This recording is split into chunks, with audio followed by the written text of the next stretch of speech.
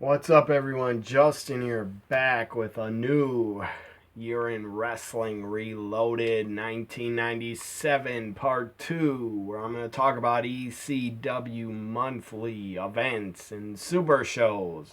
Not pay-per-views, super shows. I already reviewed ECW pay-per-views. Check out my Year in Wrestling playlist. That's where I reviewed every ECW, WCW, WWF, WWE, NXT pay-per-view. I don't know if I did every NXT, but I got my own NXT reviews that I started in 2015 or 16 for the takeovers. Anyways, up first, I'm going to review and talk about ECW Cyber Slam 97. And I'll talk a little bit about Wrestlemania 13 and WCW Uncensored 97. So Cyber Slam, you had a 2-night event for Cyber Slam 97. It was on night 1 and 2, February 21st and February 22nd, 97. Up first, you had at Cyber Slam, this was night 1, I believe, Boz Mahoney defeated Chris Chetty. Boz Mahoney was very new to ECW because he debuted in 97 or maybe 96. So Boz Mahoney defeated Chris Chetty. By the way, Chris Chetty was Taz's cousin. Still is. Up next, you had a tag team matchup. Primetime Brian Lee and Chris Candido defeated the Pitbulls. Up next, Bubba Ray Dudley defeated Spike Dudley in a 10-minute match. Up next, another tag match. The Sandman and Tommy Dreamer defeated Raven and Stevie Richards. Right after this, I would say in March, going into the first ECW pay-per-view right after SummerSlam probably is when Stevie Richards turned babyface and left Raven. Actually, I believe he had 1 or 2 matches against Raven when he was Big Stevie Cool.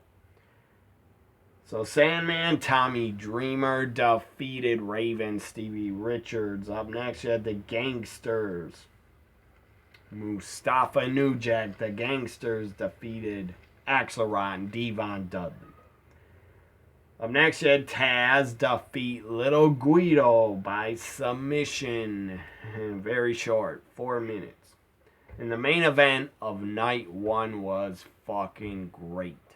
A great tag team matchup, tables and ladders match. Just fucking great. Tables and ladders for the ECW tag team titles.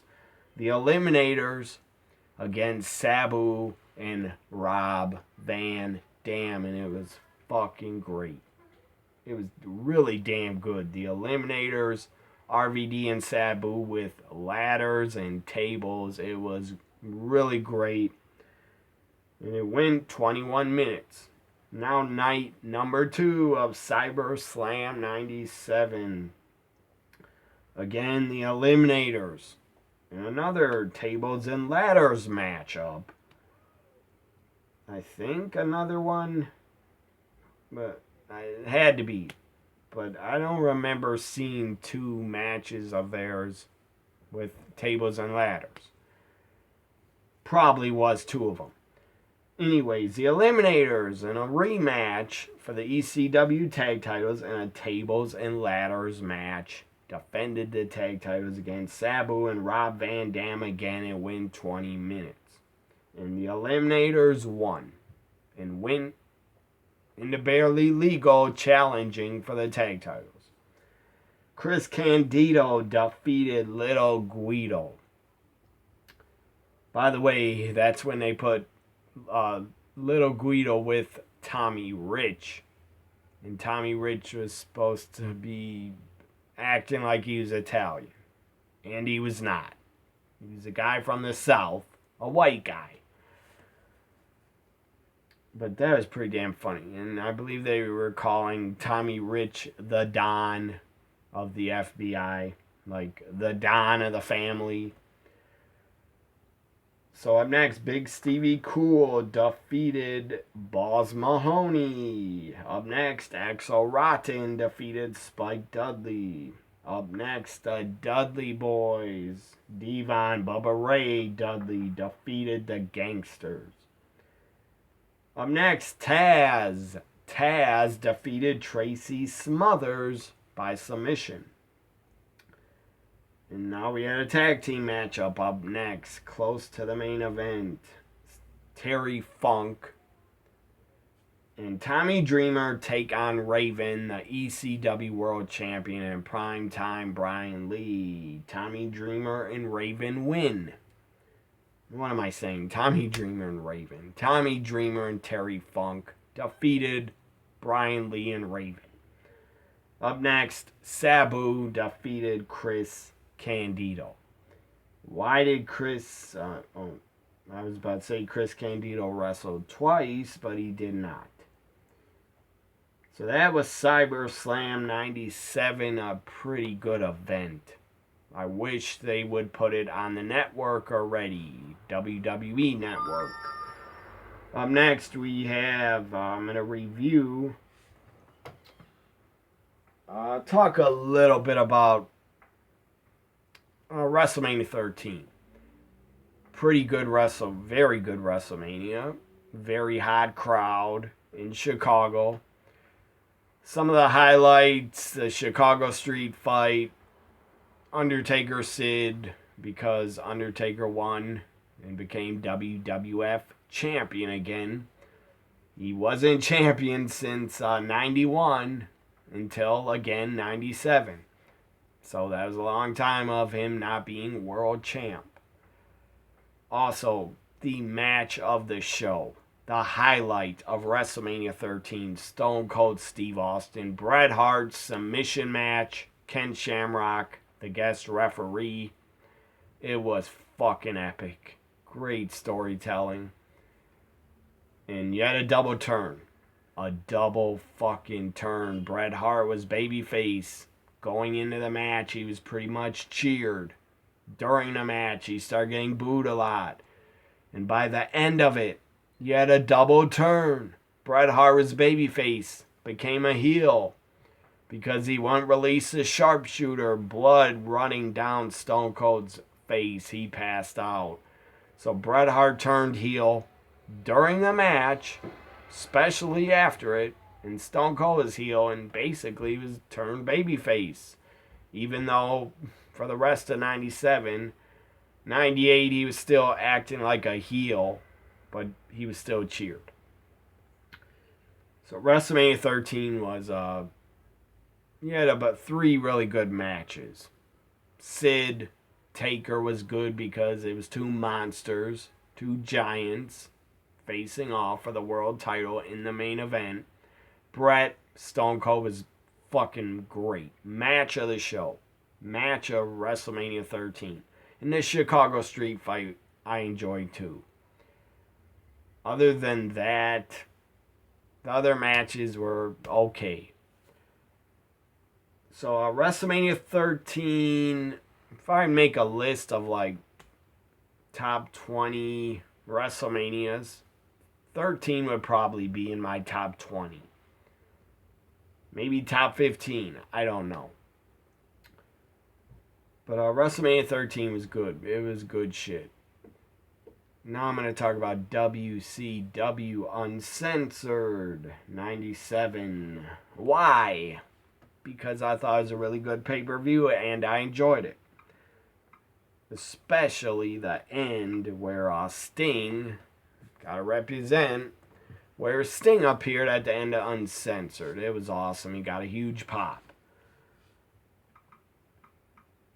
So let me get Uncensored. 97. Let me get the results here so I can review it. I haven't watched Uncensored 97 in like, I don't know, 10 years, longer maybe, but I still remember it to review it. So I don't know if I'm going to talk every match, but here's a review of Uncensored 97.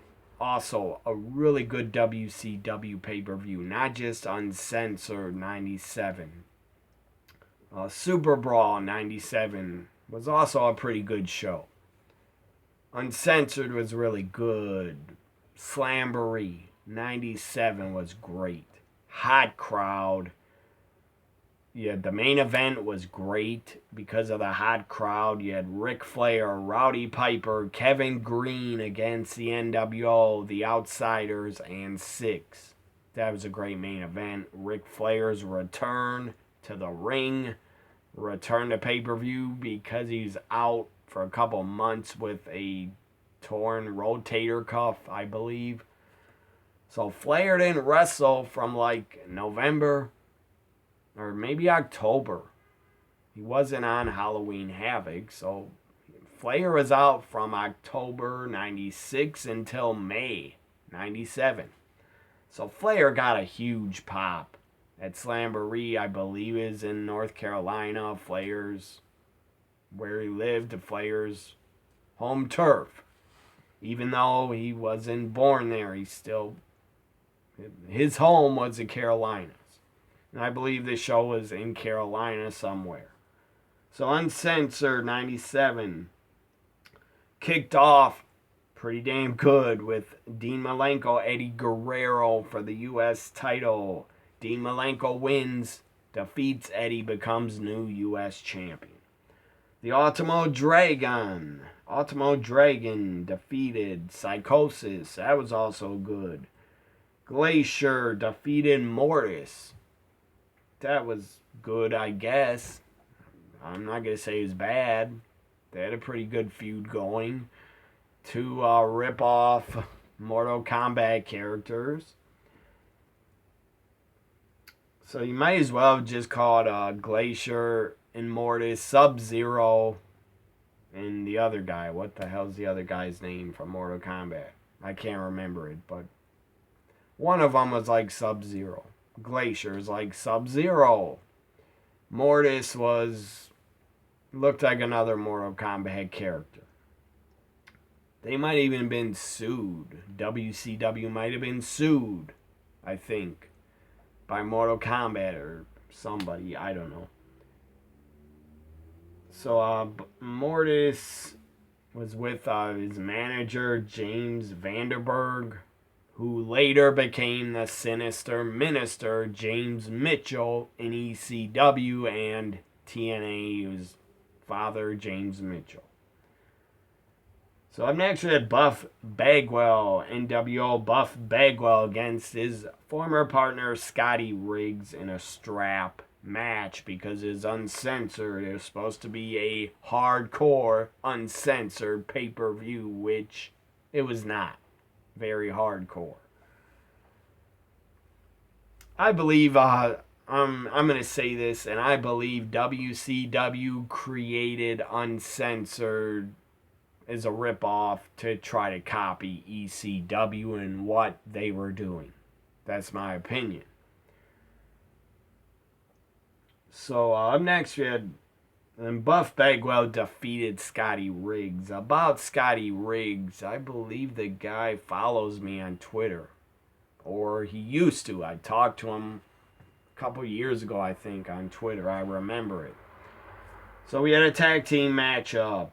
Texas Tornado match. Harlem Heat defeated the Public Enemy. Prince Iaukea, Rey Mysterio for the TV title. Prince Iaukea was the champion and he defeated Rey Mysterio to retain. The main event was a 16 battle royal. Team NWO was Hollywood Hogan, Randy Savage, Kevin Nash, and Scott Hall. So it's a 3-team battle royal. Pretty cool, pretty innovative. It was NWO versus WCW and versus a Horseman. So Team NWO, 4 members with Dennis Rodman, by the way. The Worm, Dennis Rodman, Rodzilla. The guy I believe was in the NBA playoffs in '97 with the Bulls, and he still wanted to be part of WCW. I thought that was really cool. And Rodman gave WCW a lot of mainstream coverage. So it was good for both sides. It was good for Rodman and good for WCW. I bet they paid him a lot of damn money. Probably too much, but whatever. And Rodman, the guy fit in. He wasn't a great wrestler, wasn't a great worker.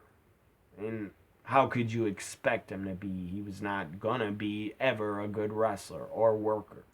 But Rodman fit in really damn well with the NWO. He fit in great as like a member. And he'd actually come back in '98 and do another match at Bash at the Beach and feud with Carl.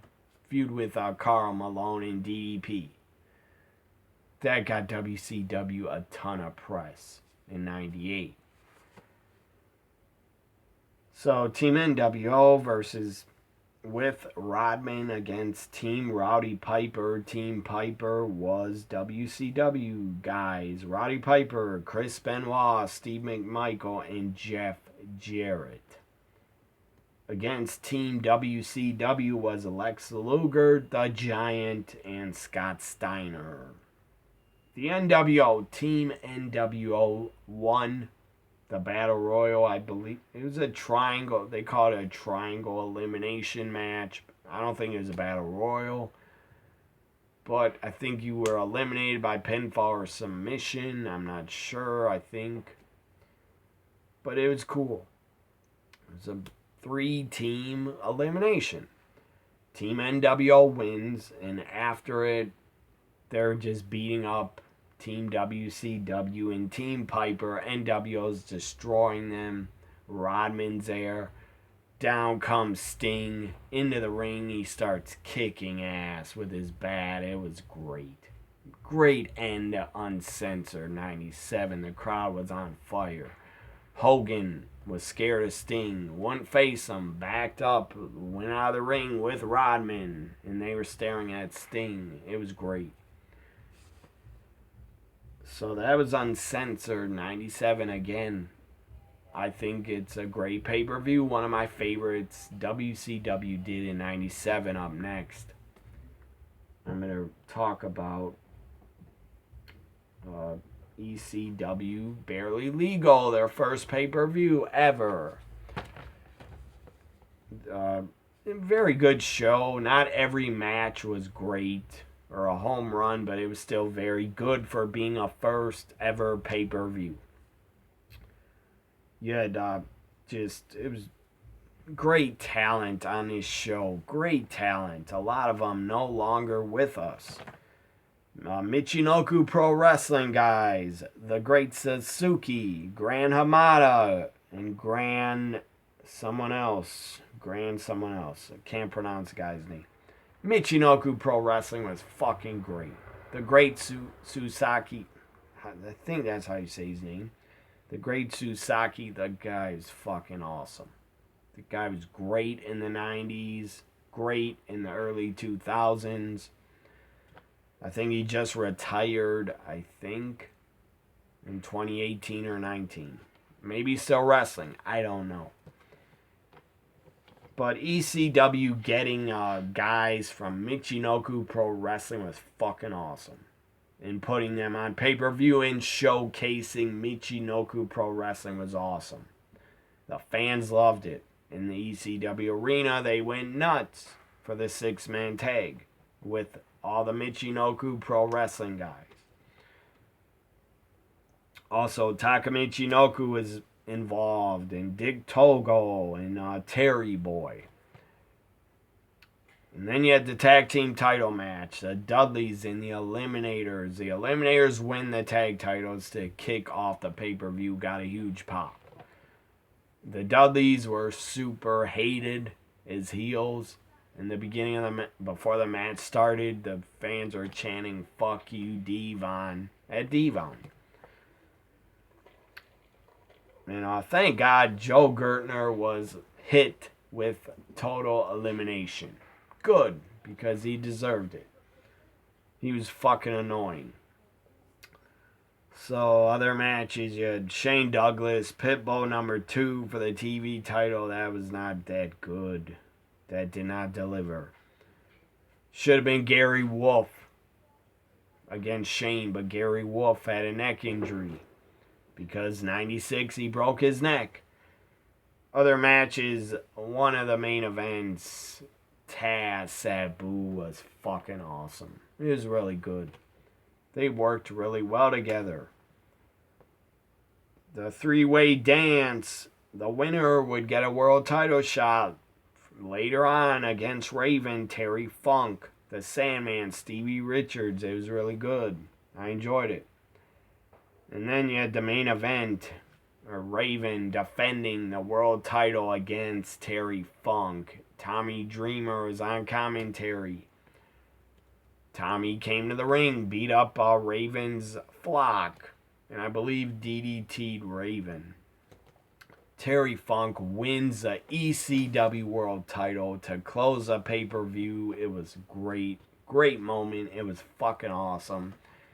And right after he's holding up the world title and the crowd celebrating, I guess the generator went out.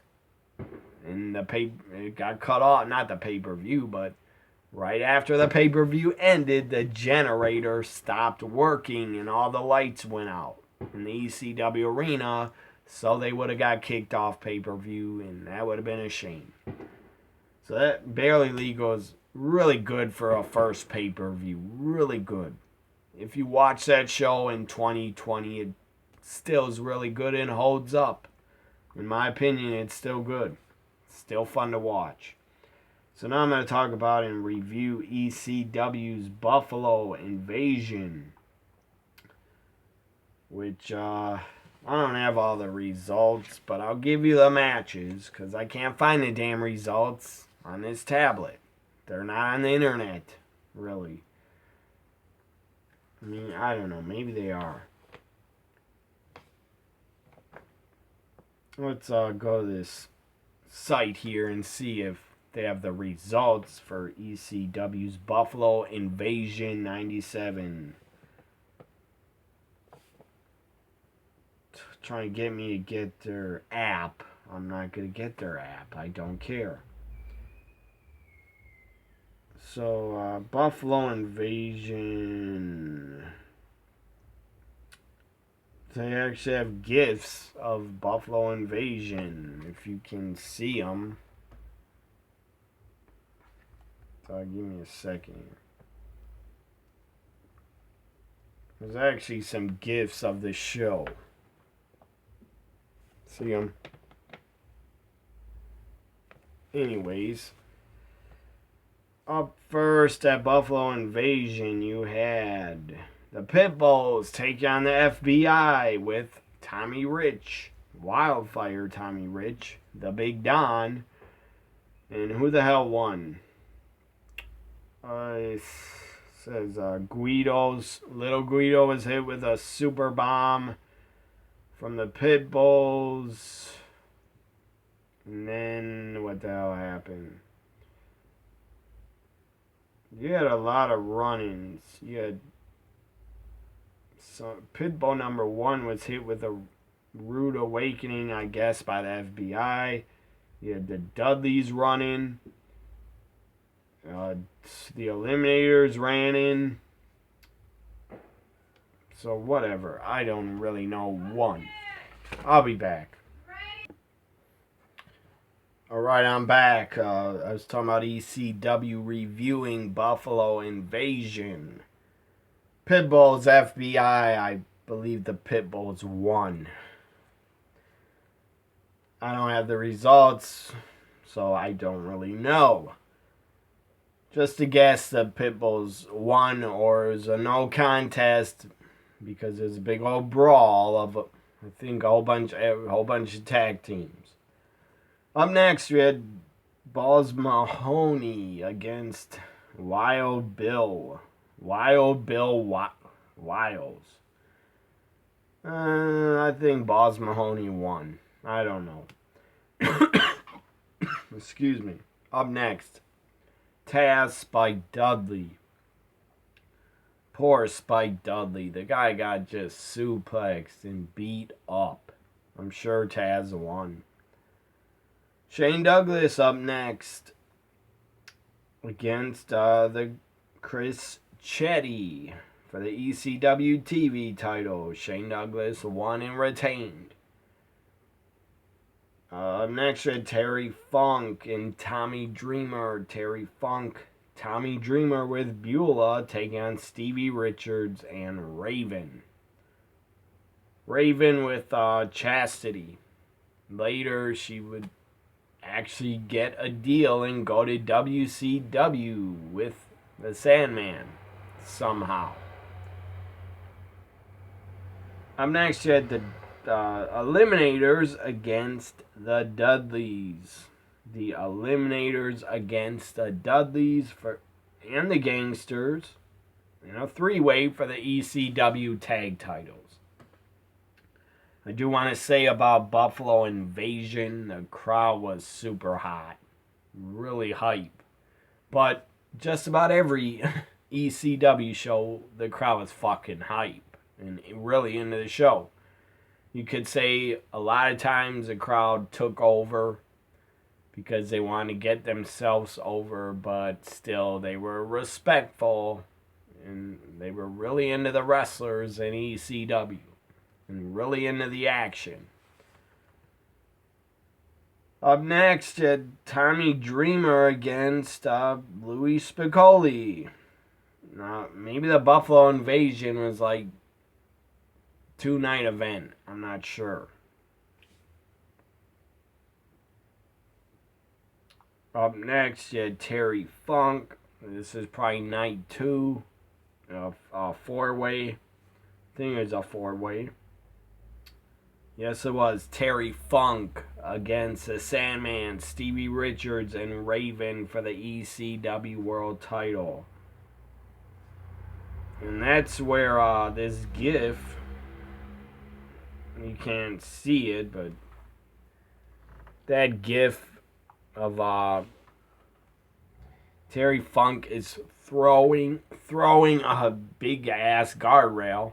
Throws a guardrail, cracks Stevie Richards in the back of his head and neck, and broke one of his vertebrae in his neck. So I believe he broke his neck. And then he was out of action for a lot of 97. And somehow, Raven, I guess, got Stevie Richards in the WCW. Maybe it's a short-term deal, I don't know, but he was in WCW a little while. And then he maybe hurt his neck in WCW, I don't know. But then Stevie Richards returned to ECW in November to Remember 97, left WCW, went back to ECW. Some asshole, their loud motor, had to decide to rev their engine. So Stevie Richards went back in November to Remember 97. He showed up on the pay-per-view as a surprise. The fans did not accept him. They did not like him back. I believe they were flipping him off, and they didn't care. So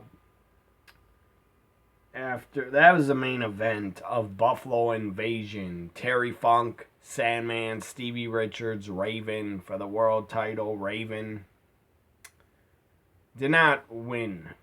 Terry Funk retained because he was a champ. So now I'm going to review the final show a review of this part 2, Year in Wrestling Reloaded 97. ECW WrestlePalooza took place June 7th, 97 from the ECW Arena. So, let's see, get to the matches here. About, not Cyberslam, WrestlePalooza 97, here it is. I actually have it on DVD. Also, this is not on the network, and it should be. So, here we go. Up first, it's Shane Douglas. Open the show, defend the World TV title against Chris Chetty once again. It was not bad, 6 minutes. Shane Douglas wins and retains, and Shane Douglas would defend again later in the show because Taz called him out. Up next, the Pitbulls against the FBI. The Pitbulls win. That was a rematch of the first 2 matches are rematches of the Buffalo Invasion. I believe that was ECW's debut in Buffalo, New York. Again, the crowd was fucking hot. Up next, you had the Dudleys take on the Sandman and Boss Mahoney. And the Dudleys win. Up next, Terry Funk defending the ECW World title. Terry Funk defeats Chris Candido. Up next, Tommy Dreamer versus Raven, the final match, the final battle between Raven and Terry Funk. What am I saying? The final battle between Raven and Tommy Dreamer. Tommy Dreamer, Raven's final ECW matchup until I don't think they faced off in 2000. They were tag partners, but they didn't face off. So Tommy Dreamer defeats Raven in a loser leaves ECW match. It was really, really good. They brawled all over the ECW arena. Raven's flock got involved. Beulah got involved. Louis Spicoli got involved. And RVD and Sabu got involved. They did, I believe, after Dreamer won. The lights went out. Came back on. Sabu, RVD started beating the hell out of Dreamer. Beating the hell out of him. Lights go out again. A couple mid-card baby faces tried to save Dreamer. They got beat up by RVD and Sabu. Then the lights go out, they come back on. It is Jerry the King Lawler in the ECW arena, and the fans were pissed. They were about to riot and charge the ring. Fans are just hot. They were pissed. Lawler did have a good line. He said this bingo hall needs a whole bunch of toilet paper because it's full of nothing but shit. I disagree, but Lawler loved to call ECW extremely crappy wrestling. That's what I think of that comment. Because ECW was fucking awesome. And Lawler, you were fucking way, way, way, way past your prime in 97.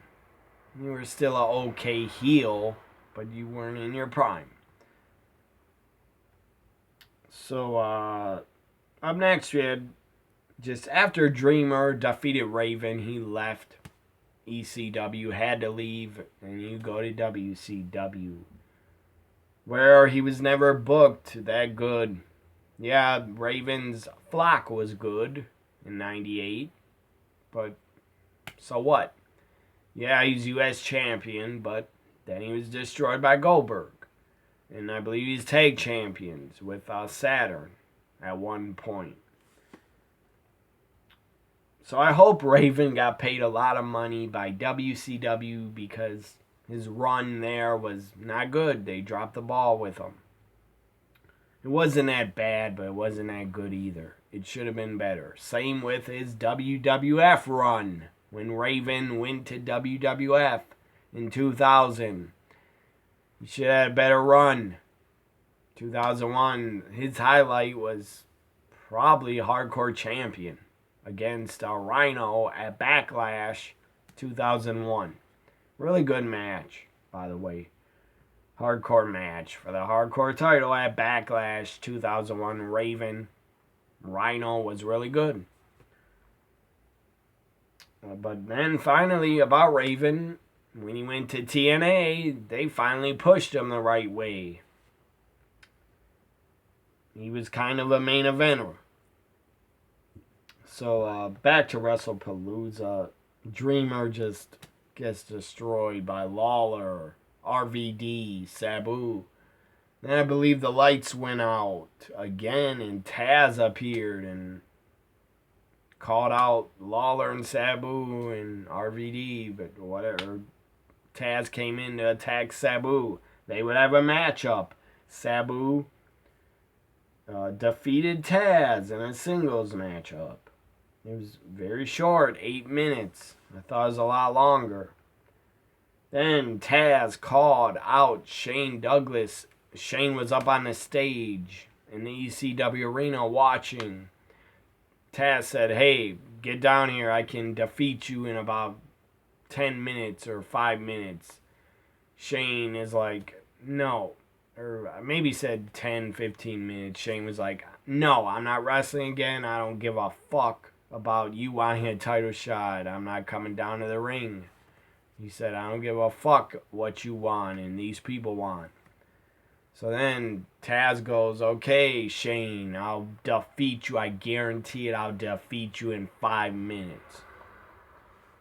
And then I think Shane said no. And then Taz might said, "I'll defeat you in 3 minutes if you give me a title shot for the TV title." Shane agreed. And Taz defeated Shane in 2 minutes and 50 seconds. 2 minutes.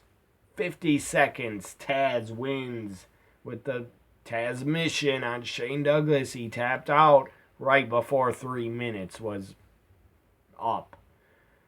And that's pretty damn awesome. The crowd in the ECW arena, huge pop for Taz winning the TV title in under 3 minutes like he guaranteed he would. Now the main event was the Eliminators. Perry Saturn had a broken leg or a really messed up knee because he had a giant cast on it. And Perry Saturn, the Eliminators were the tag champs. Perry Saturn was on crutches. The guy's tough as fuck. I want to say that Perry Saturn was tough as fucking hell. The guy wrestled injured a lot. Just super tough.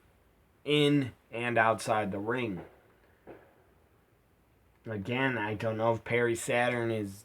I don't know how he's doing. I don't know if he's homeless or in rehab. I don't know, but I hope he's doing well. Because that guy was awesome in the ring. Perry Saturn was underrated. Yeah, he's a ECW tag champ, WCW TV champ, I think. Hardcore champion, I think. In WWF, European champion. Perry Saturn was underutilized. Should have been booked a lot better. He was booked really good in ECW as part of the Eliminators. So Perry Saturn, they said he had a broken leg. Joey Styles did on WrestlePalooza. I don't know if that's true. Maybe he just had knee surgery. Or he needed surgery for a broken leg. Anyways, Perry Saturn decides, I'm going to defend the tag titles. I don't care if I'm injured. And he did. And he did an elbow drop off the top rope with a broken fucking leg. Anyways, the Dudleys, the Eliminators defeat the Dudleys to retain the tag titles. But then, right after that, I think the Dudleys won them back. So anyways, that was my review of WrestlePalooza 97. I hope you enjoyed my Year in Wrestling Reloaded 1997 Part 2. I'll be back with a Part 3, I don't know, in 1 or 2, 3 days. Like, comment, share, and subscribe. Follow me on Twitter at WWE NXT Guy. Also, if you could, I know everybody's struggling in these tough times in this pandemic. A lot of people out of work. I know everybody's struggling. I'm struggling. So if you could, for all the content I provide, all my videos, if you could, leave me a tip. Click on my PayPal. Leave me a tip. I would appreciate it. If you can, I would appreciate it very much if you left me a tip on my PayPal. It's in the description. If you want to click on it, you can leave me any tip you want. $1, 50 cents, doesn't matter. If you can, I would appreciate a tip. Bye for now, everybody.